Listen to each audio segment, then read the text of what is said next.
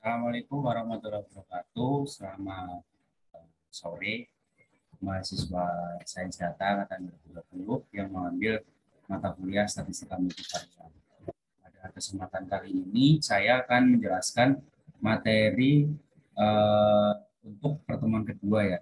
Jadi saya juga mohon maaf untuk minggu kemarin saya tidak bisa mengajar karena saya kebetulan sakit, dan sebagai penggantinya ini saya akan berikan melalui video pembelajaran kali ini.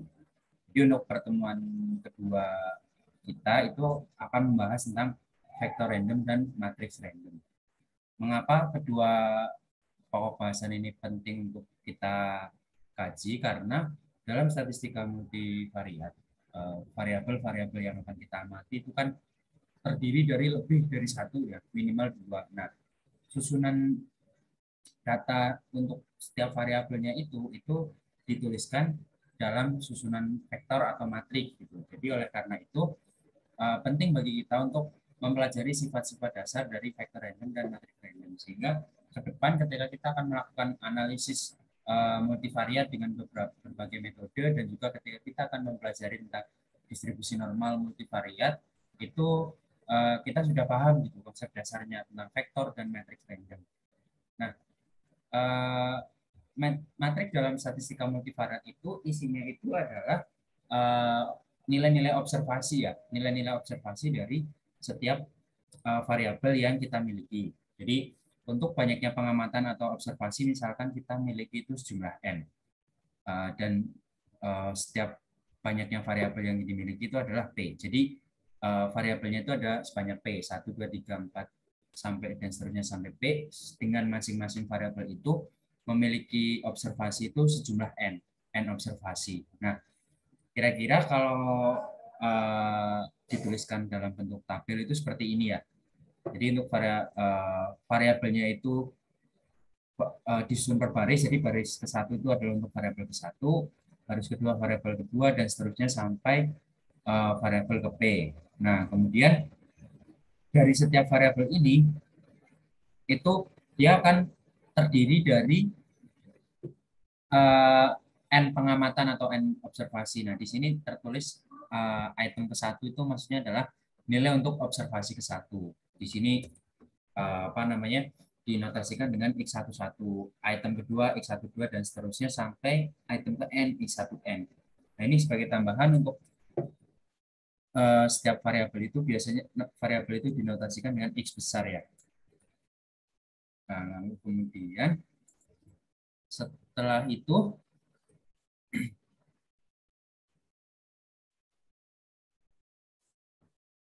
jadi untuk setiap variabel ada jumlah n pengamatannya.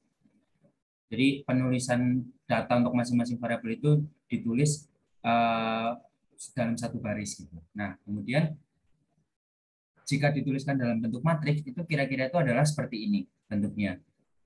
Jadi ke samping itu adalah nilai-nilai observasi untuk variabel yang sama gitu. Jadi baris kedua itu berarti semuanya itu adalah nilai observasi untuk variabel kedua. Baris pertama untuk variabel pertama. Nah, dan seterusnya sampai ke baris ke P, yaitu nilai observasi untuk variabel ke P. Nah, contohnya misalkan seperti ini. Misalkan ya kita sampelnya itu adalah 7 orang pembeli pada suatu toko. Nah, setiap orang itu dicatat total pembelian dan jumlah buku yang dibeli. Misalkan toko di sini itu adalah toko buku ya. Nah, kalau kita amati berarti jumlah sampel yang kita miliki itu adalah 7 ya. Jadi N-nya itu ada 7. Kemudian variabelnya itu ada dua. Yang pertama itu adalah total pembelian dalam rupiah, dan yang kedua itu adalah jumlah atau kuantitas buku yang dibeli. Nah, kita misalkan di sini ya, total pembeliannya itu misalkan X dan jumlah buku yang dibeli Y. Nah, di sini kalau kita tuliskan dalam bentuk tabel itu kan seperti ini berarti. Baris pertama itu adalah nilai-nilai observasi untuk variabel satu. Variabel satu itu total pembelian dalam rupiah ya. Nah, variabel kedua itu adalah jumlah yang dibeli. Nah, ini kalau dalam bentuk tabel. Bagaimana kalau dalam bentuk matriks? Berarti seperti ini. Tinggal ditulis saja dalam bentuk matriks. mendatar itu berarti untuk yang variabelnya sama ya. Nah, untuk kolomnya itu adalah masing-masing observasi ke I gitu. Misal kolom 1 berarti observasi atau sampel ke 1. Nah, kemudian setelah kita bisa menyusun matriks untuk variabel acak multivariat, selanjutnya kita akan mendefinisikan untuk min sampel. Jadi kalau tadi itu kan kita sudah mempelajari bagaimana caranya menuliskan sampel variabel multivariat dalam bentuk matriks, selanjutnya kita mencari nilai rata-ratanya, nilai minnya. Nah, karena ini adalah multivariat, maka min sampelnya itu juga dalam bentuk matriks. Jadi apa namanya disusun dalam satu kolom dan dalam sejumlah P, P baris ya. Nah, di sini XI itu adalah rata-rata atau min untuk sampel variabel ke I. Nah, I-nya itu sendiri itu berjalan dari 1 sampai P. Nah, kemudian dan seterusnya ini diulang sampai XP ya. Jadi di sini X1, X2 per XP bar. Nah, kalau dengan mengacu pada data yang pertama ini, yang contoh di sini berarti matriks X bar-nya itu kita punya dua baris, yaitu X bar 1 dan X bar 2. X bar 1 itu berarti rata-rata dari variabel ke 1 yaitu total pembelian, dan yang kedua yang X bar 2 itu adalah rata-rata jumlah buku yang dibeli oleh setiap pengunjung toko. Nah, itu untuk rata-ratanya, vektor atau matriks rata-rata atau min. Kemudian yang kedua itu adalah untuk variansi sampel. Nah, jadi kalau dalam statistika deskriptif itu kan yang paling biasanya yang paling jadi highlight utama itu kan adalah nilai min dan nilai variansi dan standar deviasi ya. Variansi standar deviasi itu kan satu paket.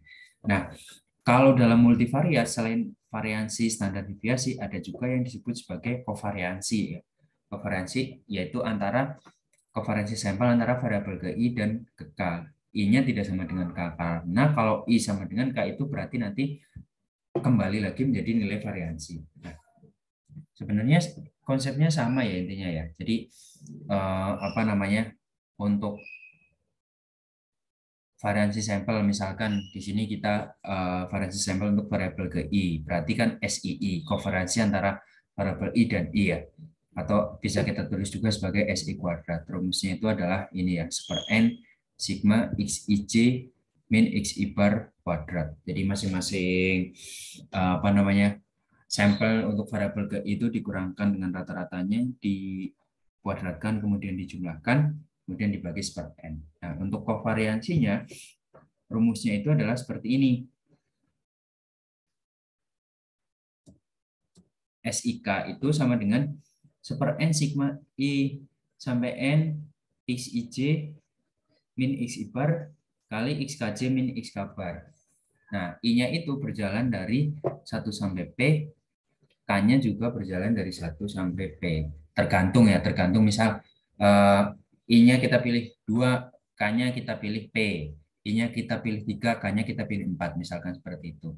Nah, seperti yang tadi telah saya jelaskan bahwa kovariansi variabel ke I dan ke I itu dengan variabel ke I dengan variabel ke I itu sama dengan variansi untuk variabel ke I.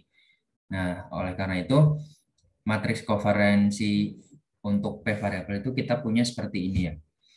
Nah, nilai-nilai pada diagonal utama ini itu adalah nilai-nilai variansi. Nah, kemudian selanjutnya S1 S12 itu sama dengan S21, S32 sama dengan S23. Jadi nilai-nilai di sini tuh sama dengan yang nilai-nilai di sini. SIK itu sama dengan SKI gitu. Jadi nilainya itu sama. Nah, kemudian selanjutnya kita masuk bagaimana cara untuk menyusun matriks korelasi ya. Nah, koefisien korelasi kan seperti yang kita ketahui itu adalah nilai yang menunjukkan hubungan linear antara dua variabel, tidak yang di mana nilai tersebut tidak tergantung dengan satuan observasinya.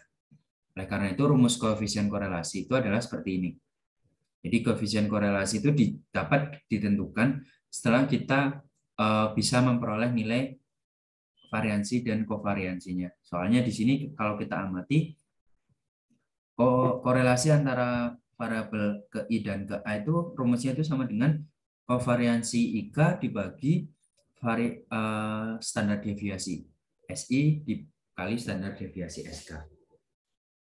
Oleh karena itu sebelum kita menentukan koefisien korelasi, kita harus tahu dulu berapa nilai untuk kovariansi dan variansinya ya. Artinya kita harus tentukan dulu nih matriksnya berapa isi-isinya sehingga kita baru bisa menentukan koefisien korelasinya. Nah, kemudian seperti sifat kovariansi pada koefisien korelasi juga berlaku bahwa RIK korelasi antara nilai korelasi variabel ke I dengan ke A itu sama dengan koefisien korelasi antara variabel ke K dan ke I. Nah, matriks korelasinya itu adalah seperti ini. Nah, di sini untuk yang diagonal utamanya itu nilainya 1 ya. Jadi ini R22 itu harusnya juga 1. Ini saya kemarin waktu menuliskan itu lupa belum saya ganti. Tapi di sini tuh harusnya nilainya sama dengan 1. Nah, diagonal utamanya sama dengan 1, yang lainnya tidak sama dengan 1. Nah, kemudian hal penting lainnya selain vektor dan matriks pada statistika multivariat itu adalah juga tentang jarak. Nah, jarak di sini tuh maksudnya itu adalah jarak yang digunakan untuk mengukur titik-titik dari dua variabel yang kita amati gitu ya. Jadi masing-masing variabel nanti memiliki titik-titiknya, kemudian dari titik-titik itu kita bisa ukur jaraknya. Nah, seperti yang kita ketahui itu untuk mengukur jarak dari dua variabel atau dua titik yang dengan koordinat tertentu itu kan banyak metode atau teknik ya. Nah, kalau di aljabar linear 1 itu kan kalian sudah mempelajari tentang jarak Euclidean. Nah, misal apa namanya? Untuk jarak Euclidean itu sendiri rumusnya kan seperti ini ya. Misalkan kita punya dua titik yaitu P dan Q dengan koordinatnya itu adalah seperti ini. Nah, dapat diukur jarak Euclideannya itu dengan cara dengan menggunakan persamaan yang ini ya. Nah, itu jarak Euclidean, tapi kemudian muncul fakta baru lagi bahwa jarak Euclidean ini ternyata tidak cocok digunakan untuk analisis dalam statistika multivariat. Mengapa tidak cocok? Alasannya itu adalah karena ini.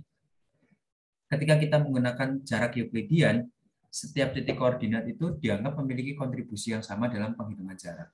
Kalau kita lihat kan sama semua ya, perlakuannya sama. Jadi setiap titik itu cara perlakuannya sama, yaitu dikurangi dengan titik yang bersesuaian, kemudian dipangkatkan. Artinya tidak ada yang misalkan titik yang satu diboboti dengan nilai sekian, titik yang kedua diboboti dengan nilai sekian. Semuanya diperlakukan sama. Nah, sedangkan jika koordinat itu dalam statistika multivariat ya, jika koordinat yang merupakan pengukuran tersebut, jika koordinat merupakan pengukuran yang memiliki fluktuasi yang random atau acak dan juga magnitudenya berbeda, otomatis idealnya kita perlu memberikan pembobotan agar jarak yang kita pembobotan pada saat kita menghitung jarak ya sesuai dengan variabilitasnya. Tujuannya apa? Tujuannya itu agar dapat membentuk suatu jarak yang nilai jaraknya itu tuh ideal tidak hanya berdasarkan titik koordinatnya saja, tapi juga berdasarkan bagaimana variabilitasnya, bagaimana fluktuasinya, dan juga bagaimana magnitudenya dari setiap titik itu. Jadi sehingga nilai jarak yang diperoleh itu menjadi lebih ideal karena dalam perhitungannya itu sudah disesuaikan dengan nilai variabilitas, magnitudo, dan fluktuasinya. Nah, oleh karena itu kemudian muncul gagasan baru untuk menentukan rumus jarak. Nah, rumus jarak yang baru itu disebut sebagai jarak statistik. Jadi kalau yang pertama itu adalah jarak Euclidean, yang kedua itu adalah jarak statistik ya.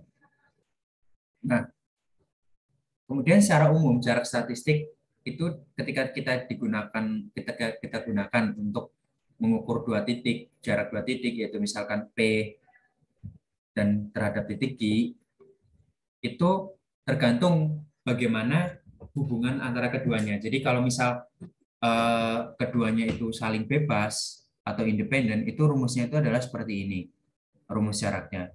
Di sini kalau kita lihat berarti ada pembobotan berdasarkan nilai standar deviasinya ya. Jadi misal nilai standar deviasi S11 dan S22 ini kan belum tentu sama, tidak tentu sama dengan. Jadi ketika beda, otomatis juga pembobotan terhadap dua titik ini itu juga berbeda. Nah, itu yang dimaksud dengan ini pembobotan setiap koordinat sesuai dengan variabilitasnya. Nah, tapi kemudian beda lagi kalau misal pada kasus kedua, pada statistika itu kan ada kemungkinan variabel itu, kedua variabel bisa saling bebas atau tidak saling bebas. Nah, bagaimana ketika kedua variabel itu ternyata saling apa namanya berkorelasi gitu atau tidak saling bebas? Rumusnya itu menggunakan ini apa namanya pembobotannya itu dinotasikan dalam bentuk konstanta di sini A11, A12 dan A22. Nah, konstanta pembobot ini itu kalau kalian ingin tahu bagaimana cara memperolehnya, kalian bisa lihat di buku pustaka yang berbahasa Indonesia ya, statistika multivariat yang berbahasa Indonesia yang kemarin sudah saya berikan. Di situ dituliskan bagaimana prosedur untuk memperoleh A11, A12 dan A22. Prosedurnya cukup panjang. Kalau menurut saya untuk ukuran mahasiswa sains data ya, artinya bukan mahasiswa yang secara apa namanya secara khusus mempelajari ilmu statistika, itu menurut saya tidak perlu mempelajari sampai detail bagaimana memperoleh A11, A12 dan A22. Yang perlu kalian ketahui saja itu adalah bahwa nilai ini itu adalah merupakan nilai bobot ya, nilai bobot untuk masing-masing variabel, dan nilai pembobotan ini tuh bisa berbeda-beda gitu. Jadi tidak mesti sama pembobotannya. Nah, contoh di sini ya, misalkan kita berikan titik P dan Q dengan P-nya itu koordinatnya -1, -1, Q-nya 1, 0. Nah, kemudian kita diminta untuk menentukan nilai jarak statistiknya jika diberikan konstanta A11, A12, dan A22 itu sebesar ini. Nah, ternyata dengan menggunakan jarak statistik, diperoleh bahwa jarak antara kedua titik ini itu adalah sebesar ini, 2/3 akar 13/3. Nah, setelah kita belajar tentang jarak, kita kembali lagi ke vektor random dan matriks random. Jadi kalau yang di awal itu tadi, vektor random dan matriks random itu berkaitan dengan bagaimana kita apa namanya menyusun data-data observasi dari suatu penelitian yang terdiri dari beberapa variabel ke dalam suatu matriks atau vektor. Nah, kemudian selanjutnya di sini itu, nah ini vektor random merupakan vektor yang elemennya berupa variabel random. Tadi sudah saya jelaskan. Nah, vektor random itu tuh selain isinya itu adalah nilai-nilai observasi atau pengamatan, vektor random itu tuh juga dapat berisi tentang nilai-nilai parameter dalam statistik. Contohnya tadi kalau di atas ya sudah saya sebutkan nilai mean, standar deviasi, dan korelasi. Nah, di sini diperluas lagi yaitu nilai ekspektasi. Jadi nilai ekspektasi X untuk sejumlah P variabel ya. Jadi untuk masing-masing titik itu dari setiap variabel dicari nilai estimasinya. Kemudian itu juga nanti dapat disusun menjadi suatu matriks random yang bentuknya itu seperti ini. Nah, di sini ada keterangannya bagaimana menentukan nilai ekspektasi XIJ ya. Nah, ini rumusnya berbeda. Yang membedakan itu tergantung jenis variabelnya. Kalau misal variabel randomnya itu kontinu, itu rumusnya pakai yang atas ini. Kalau yang variabel randomnya itu discrete, pakainya yang rumus yang di baris kedua ya. Nah, itu untuk vektor nilai ekspektasi atau nilai harapan. Nah, kemudian kita dapat juga menyusun vektor mean dan matriks kovariansi.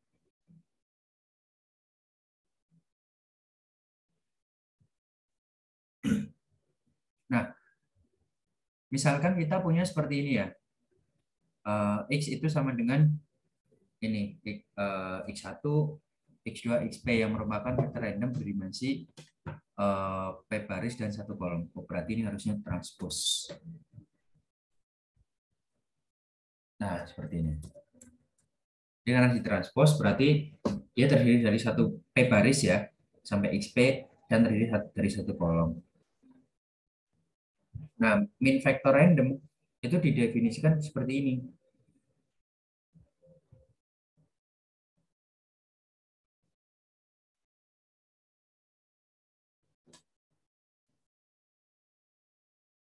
Ini untuk yang continue, kalau yang bawah itu untuk yang discrete.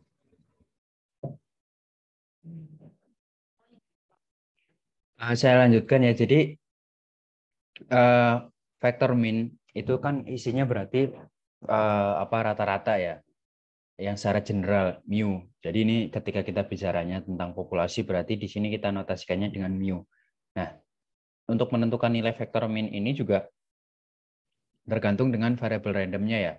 Apakah dia discrete atau dia continue. Kalau dia kok discrete, pakainya yang baris ini, yang baris kedua ini. Kalau dia continue, pakainya yang baris satu ini ya.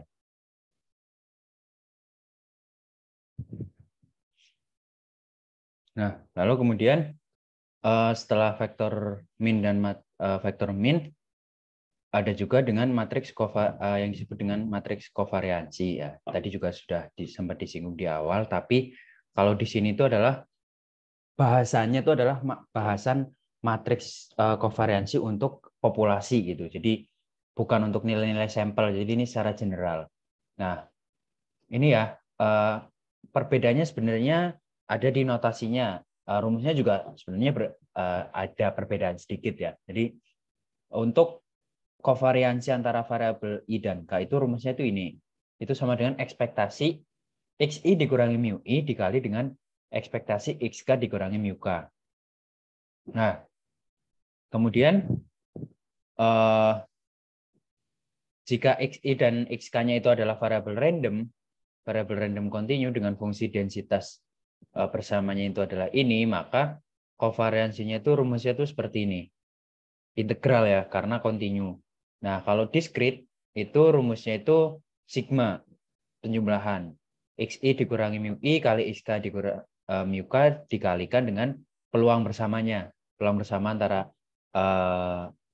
apa namanya variabel XI dan XK. Nah, kalau XI dan XK itu saling independen, maka kovariansinya itu sama dengan 0. Kenapa sama dengan 0? Ini sudah kalian pelajari di statistika deskriptif ya. Di metode statistika dasar.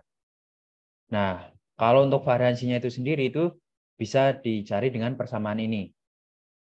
Ekspektasi XI kuadrat dikurangi mu I kuadrat gitu ya.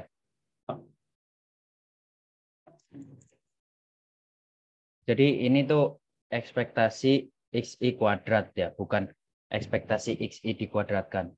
Saya minta maaf salah tulis. Saya perbaiki dulu ya.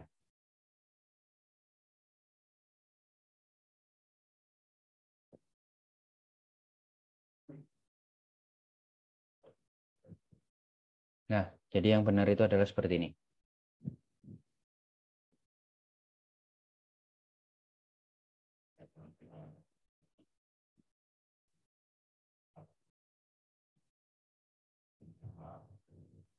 Nah, ekspektasi XI kuadrat dikurangi mu I kuadrat. Nah, bagaimana bentuk untuk vektor mi-nya? Tadi kan di sini kita sudah bahas bagaimana cara memperoleh nilai-nilainya ya. Nah, kalau di sini bagaimana cara menyajikannya? Cara menyajikannya itu disusun dalam satu kolom. Nah, barisnya itu tergantung dengan banyaknya variabelnya. Jadi kalau variabelnya itu ada P ya, berarti di sini kolomnya sebanyak P gitu. Nah, notasi untuk vektor min itu sendiri itu adalah ini, mutable. Jadi bold, kalau dalam ketikan ya, tulisan ketikan itu ekspektasi X atau vektor min untuk ekspektasi X itu adalah notasinya itu adalah mutable. Tapi kalau misal kalian tulis tangan, misalkan tugas, kuis atau ujian, itu biasanya notasinya itu adalah ini seperti ini.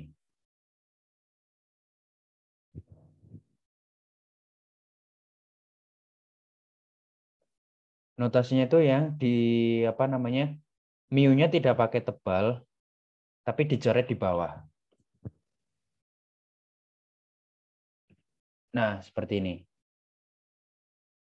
Kalau yang ini tuh untuk yang kalau misal kalian tulis tangan. Nah kalau ketik itu pakainya mu tebal ini.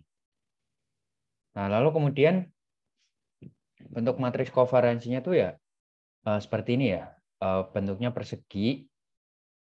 Notasinya itu adalah sigma ini, sigma tebal. Seperti biasa kalau misalkan tulis tangan itu notasinya itu tidak ditulis tebal tapi ini ada coretannya di bawahnya.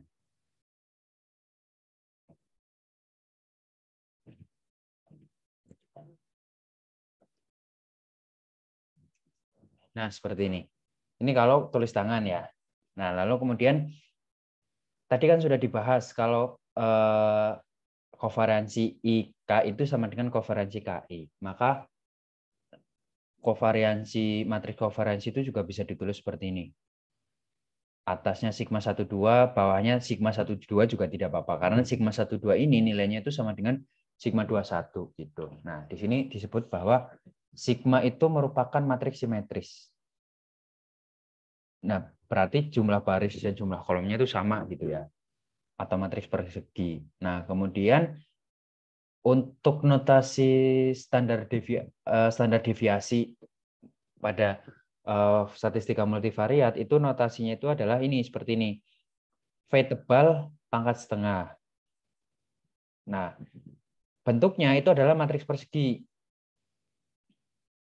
Tapi bukan ini ya.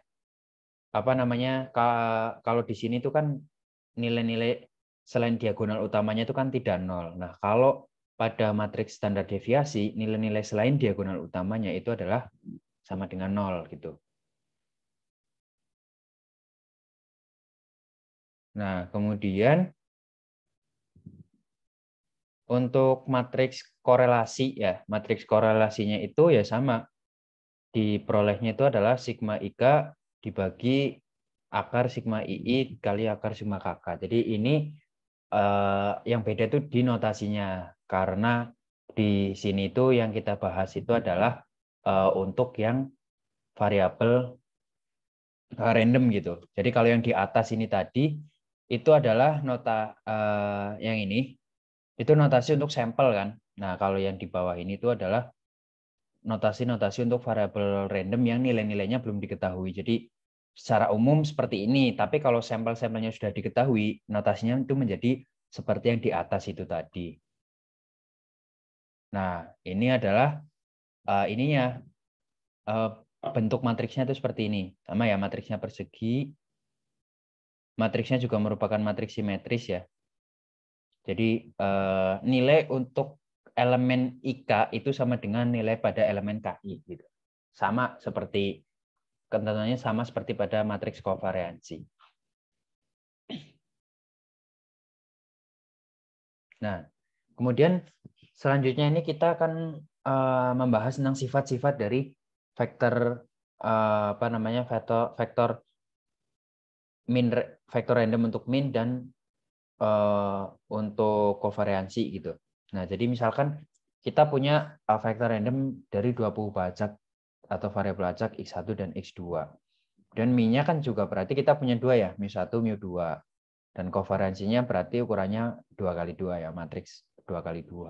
Nah, kemudian misalkan kita punya variabel baru lagi, anggaplah variabelnya itu Y, dengan Y-nya itu sama dengan A1X1 ditambah A2X2.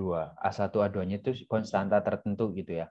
Nah, kemudian kita bentuk suatu apa namanya vektor A transpose yang isinya itu adalah A1, A2. Nah, maka kalau kita punya ini, itu berlaku pertama, ekspektasi A transpose kali X itu sama dengan A transpose kali ekspektasi X, di mana ekspektasi X-nya itu adalah mu, jadi A transpose kali mu. Nah, selanjutnya kalau variansi A transpose kali X itu sama dengan A transpose kali matriks kovariansi kali A gitu. Jadi apa namanya? Kalau yang di depan itu A transpose, kalau yang di belakang itu tidak ditransposkan. Nah, kemudian sifat yang kedua, misalkan kita punya variabel random Z, di mana Z-nya itu diperoleh dari kombinasi linear variabel X. Z sama dengan C kali X, C-nya suatu konstanta tertentu. Nah, maka berlaku bahwa mu Z atau ekspektasi dari Z itu adalah sama dengan C kali mu X atau C dikali dengan ekspektasi dari X. Kemudian bagaimana dengan sigmanya atau matriks kovariansinya itu sama dengan C kali matriks kovariansi X dikali dengan C. Seperti itu. Nah, kemudian kalau misalkan kita punya vektor random X, ukurannya P kali 1. Nah, kalau kita punya vektor random yang ukurannya X yang ukurannya P kali 1 itu, kita dapat melakukan suatu partisi. Artinya kita dapat membagi vektor random itu menjadi dua grup, menjadi dua bagian. Dengan ukurannya itu, yang satunya ukurannya Q, yang satunya ukurannya itu adalah P min Q.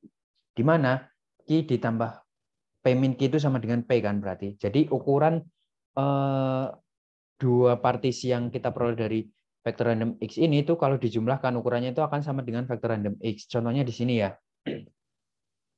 Agar lebih jelas saya tunjukkan melalui wujudnya gitu. Jadi misalkan kita di sini punya ya vektor random X itu seperti ini awalnya gitu. Kemudian kita partisi jadi dua. Yang atas itu anggaplah X1, yang bawah X2. X1 ini isinya itu variabel random dari X1 sampai XQ. Nah, X2-nya itu isinya itu adalah variabel random mulai dari XQ plus 1 sampai XP ya. Jadi ini harusnya ada titik-titiknya. Ini saya ambilkan dari buku yang multivariat berbahasa Indonesia. Ini salah tulis ya, kurang lengkap ya. Harusnya ada titik-titiknya. Nah, selain pada variabel acak, pada vektor random X, partisi itu juga bisa dilakukan pada vektor min dan juga matriks kovariansi. Tujuannya mempartisi ini tuh untuk apa sih?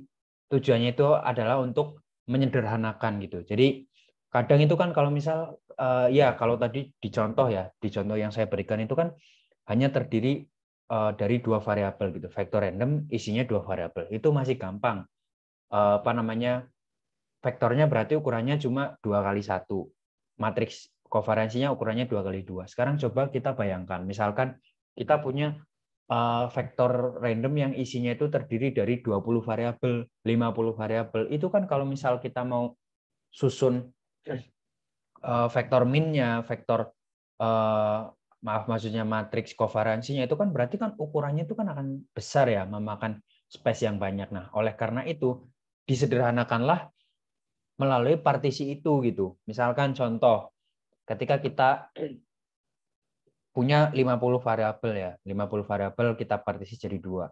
Yang atas 25, bawah 25. Kita bisa sederhanakan cuma menjadi dua baris. Itu akan lebih menghemat ya, menghemat penulisan, menghemat ketika kita akan menjelaskan gitu.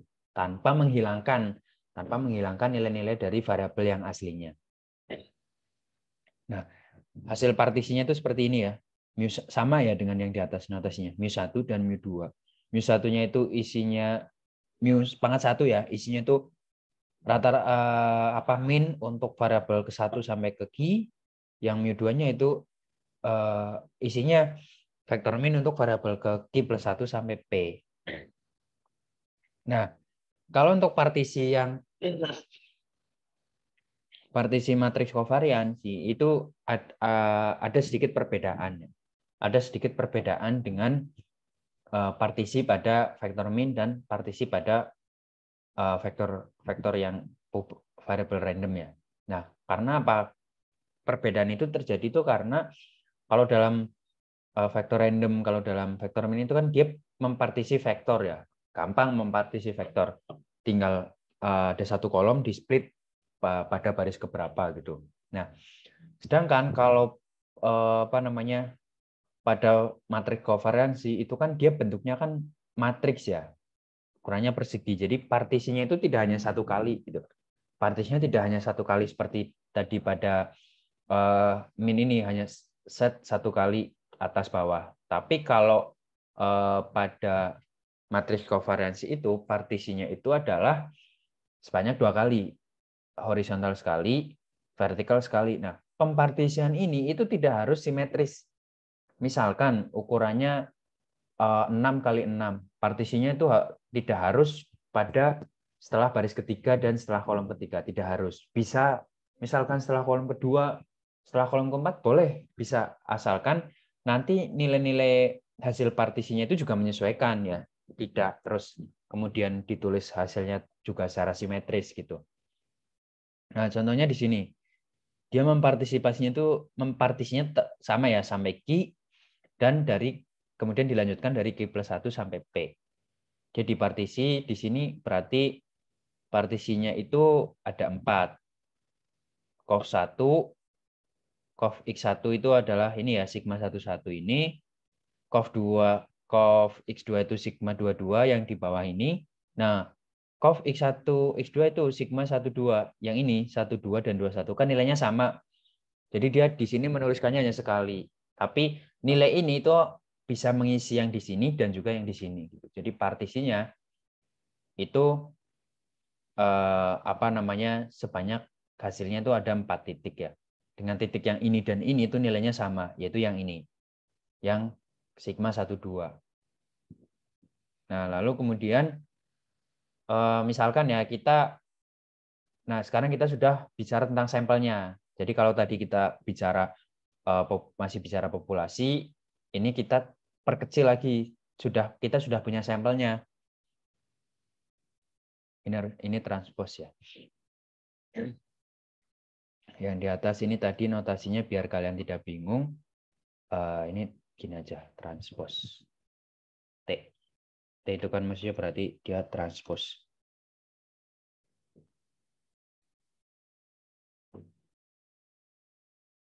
Nah, jadi misalkan gini, kita punya vektor rata-rata ya, isinya dari P variabel 1, 2, 3 sampai P. Kemudian vektor rata-rata sampel juga ini vektor rata-rata sampel dan ini itu matriks kovariansi sampel. Nah, untuk mengisi nilai-nilai pada matriks kovariansi sampel, rumusnya itu adalah seperti ini. Itu digunakan untuk mengisi nilai-nilai pada titik-titik ini. Nah, kemudian partisinya itu ya sama seperti yang tadi dilakukan pada populasi ini, pada variabel random ini. Bedanya itu cuman nilai yang dipartisi ini sudah ada nilainya gitu. Kalau tadi yang di atas itu kan masih secara general. Nah, sedangkan kalau yang di bawah ini tuh sudah ada nilainya karena ini merupakan untuk sampel ya. Kalau yang di atas itu tadi yang kita bicarakan itu masih populasi yang belum kita ketahui nilai pastinya. Vektor random, vektor yang isinya variabel random. Variabel random kan berarti belum kita ketahui nilainya gitu. Nah, pempartisiannya itu adalah seperti ini, sama persis. Yang bedakan itu hanya isi-isinya saja, notasinya maksudnya. Nah, di sini keterangannya ya. Ini itu adalah X1, X pangkat 1 dalam kurung itu adalah min vektor sampel dari observasi yang telah dipartisi ya, X1. Ini harusnya transpose ya. Karena tadi kita telah sepakati di awal bahwa penulisan untuk vektor min itu adalah ke bawah. Jadi kalau kita tulis mendatar gini, kita harus berikan notasi T ya, transpose, biar tidak menyalahi aturan yang telah kita sepakati di awal. Nah,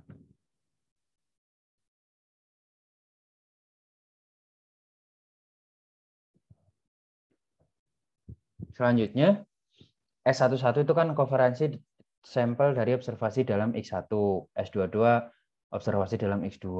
Nah, ini S12 itu sama dengan S21 transpos. Ya, seperti itu. Nah, untuk video pembelajaran part 1 ini cukup sampai di sini. Nanti akan saya sambung untuk contoh soal dari materi-materi yang sudah saya bahas dari awal sampai ini ya, sampai sini, untuk memberikan pemahaman yang lebih detail kepada kalian. Nah, setelah itu nanti saya akan sambung juga bahas tentang jarak Mahalanobis. Ya, sekian video presentasi, video pembelajaran untuk pertemuan kedua yang membahas tentang vektor random dan matriks random. Kurang lebihnya saya mohon maaf. Saya akhiri. Assalamualaikum warahmatullahi wabarakatuh.